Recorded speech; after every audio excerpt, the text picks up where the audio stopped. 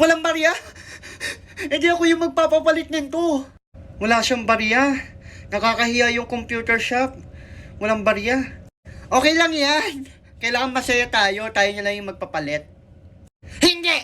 Siya pa lang yung customer tapos tayo yung magpapalit. Siya dapat yung magpapalit. Pipindutin ko na to. Umagang umaga, 1,000 yung pagbabayad mo. Magpapalit ka doon sa labas.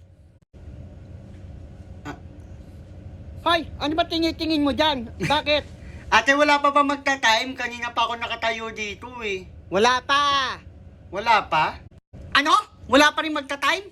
Inger, nagagalit ka na naman. Lagi ka na lang high blood. Kanina pa nakatayo si Jose. Kanina pa naghihintay. Baka nangangalay niya yung tuhod niyan. Lumipat na lang tayo sa ibang computer shop. Hindi! Walang lilipat. Pipindutin ko na to.